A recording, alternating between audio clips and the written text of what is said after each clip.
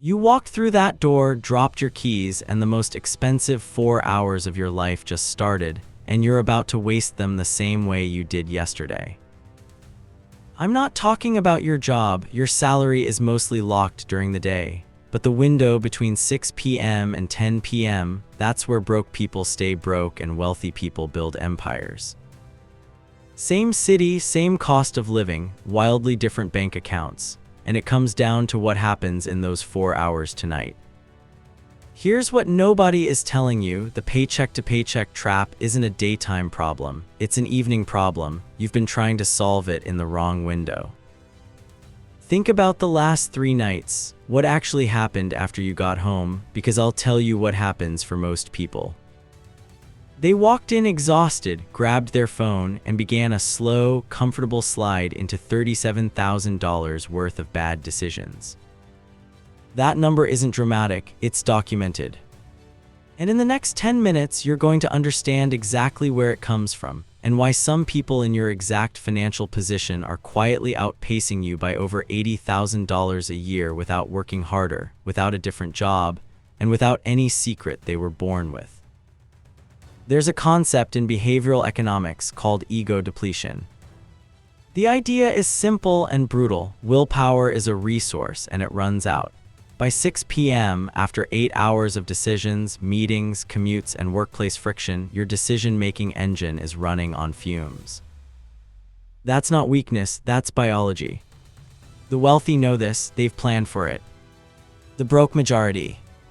They walk into the most cognitively depleted moment of their day and make their most expensive decisions: what to eat, what to buy, what to skip, where to spend the next 4 hours, completely unprepared.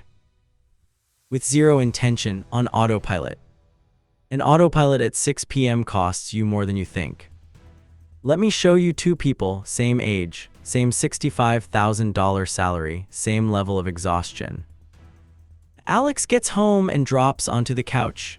Phone in hand within 30 seconds, scrolls for 20 minutes, not relaxing, just numbing, orders dinner on an app because cooking feels impossible, $32. Eats in front of the TV. 1 episode becomes 3. By 9 p.m., Instagram. By 11 p.m., a vague, uncomfortable anxiety about money that's too heavy to think about, so Alex buries it in one more scroll and falls asleep. Tomorrow, same. Jordan gets home and does something Alex doesn't. Changes clothes immediately, a physical reset that signals to the brain, this is a different mode. Spends 15 minutes checking accounts, logging today's spending. Not because it's fun, because awareness is the only thing that turns a financial leak into a financial decision. Preps food for tomorrow, 18 minutes, saves $14 a day.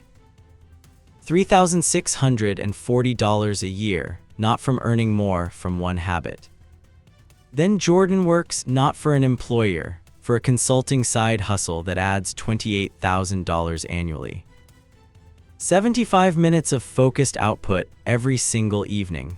While Alex was on episode 3, Jordan invoiced a client. 30 minutes of a financial education podcast while cleaning. In bed by 10:15 p.m. with the quiet satisfaction of someone who moved forward, not someone who burned time and calls it rest. Now here's the part where most people say, I could never do that after work, I'm too tired. And that feeling is real, but watch what happens when you actually run the numbers on the exhaustion excuse. 1 year of Alex's evenings, negative $7,300 in convenience spending that disappeared without a trace.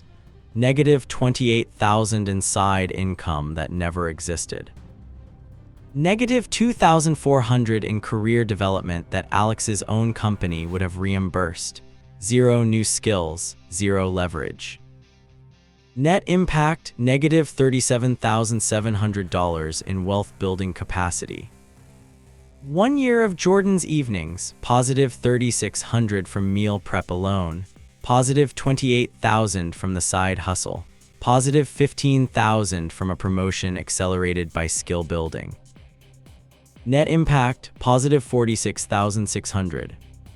Same starting point, $84,000 gap in 1 year from 4 hours per evening.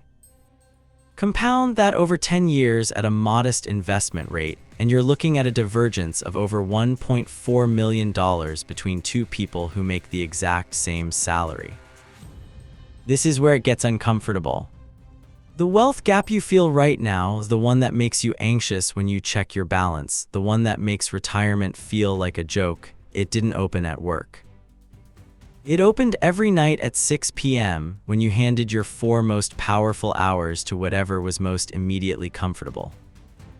Comfort at 6 p.m. is the most expensive purchase you'll ever make, and it never shows up on any receipt. Here are the 7 behaviors that silently drain wealth during the evening window, not as judgment, but as a map. The first is immediate gratification spending. Decisions made in cognitive depletion are 40% more impulsive. Every evening purchase made from exhaustion is a tax on your tiredness. The second is financial avoidance. Not looking at your accounts isn't peace of mind. It's a slow bleed you've decided not to watch.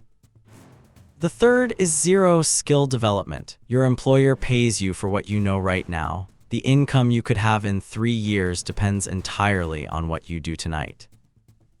The fourth is no next day preparation. Every minute of morning chaos was born the night before when you chose not to prepare. The fifth is consumption over creation. There is a biological difference between watching someone build something and building something yourself. One activates reward circuits, the other activates wealth circuits. The sixth is isolation from opportunity networks. The people who will send you the next referral, the next client, the next opportunity, they're active in the evening window. Consistent absence compounds into invisibility. The seventh is reactive spending, not planned, not intentional, just triggered by whatever app served you an ad at the exact moment your resistance was lowest. 7 habits running simultaneously every single evening, and the worst part, none of them feel destructive in the moment. Comfort never does. That's what makes this trap so difficult to see. It feels like recovery. It presents itself as reward. You worked hard, you earned this rest. But the scoreboard doesn't stop just because you sat down. Now the countermoves, and these are not productivity hacks. They are biological resets. The psychological reset when you walk in the door, change clothes, drink water, move your body for 5 minutes. You are not resting. You are transitioning out of a depleted state into a functional one. This takes 8 minutes and unlocks the next 3 hours. Financial awareness as a daily ritual, 15 minutes, your accounts, your spending, not because anything will dramatically change tonight, but because attention changes behavior over weeks. The wealthy don't manage money, they maintain awareness of it. That's the difference. 1 income creation block, 30 minutes minimum. A freelance skill, a consulting offer, a content asset, a skill you're building to justify a raise. You don't need a business plan tonight, you need output. Progress made in a broken system of 1 hour per evening has created more millionaires than any MBA program ever will. Education attached to physical tasks, podcasts and audiobooks while cooking, cleaning, walking. You're not stealing time from rest. You're filling time that was already going nowhere with compound interest on your knowledge base. Next day preparation as the final ritual, 15 minutes before sleep, tomorrow's clothes, tomorrow's lunch, tomorrow's 3 priorities. This act quietly removes decision fatigue from the most productive window of the next day, the morning, when your brain is restored and your willpower is full. Your job is practice. It sharpens certain skills under certain conditions. But your 6 p.m. to 10 p.m. window, that is the actual game. That is where financial class separation happens in real time, invisibly, compounding daily in one direction or the other. Nobody posts about this on social media. Nobody puts it in a performance review. But every person who built meaningful wealth from an average salary will tell you the same thing if you ask them honestly. The job paid the bills. The evenings built everything else. You have the same hours. Tonight you have a choice about what they build. Start with 1 change, not 5, not a full routine overhaul. 1. Pick the evening behavior from that list of 7 that you recognized most in yourself. That's your starting point. Just that one, done consistently over 90 days, it doesn't feel like discipline anymore. It feels like identity. And identity is how this actually compounds. Not willpower, identity. The person who checks their accounts every evening becomes someone who thinks about money differently. The person who does 30 minutes of income creation becomes someone who sees opportunity everywhere. You don't build the habit and then change. You change and then the habits follow naturally. The question isn't whether you can afford to change your evenings. At $84,000 a year in divergence, the real question is whether you can afford not to. Audit the last 7 evenings. Write down what actually happened, hour by hour. No judgment, just data. What you find will tell you more about your financial future than any market prediction or salary negotiation ever could. That audit is where it starts. Everything else follows from what you're willing to see.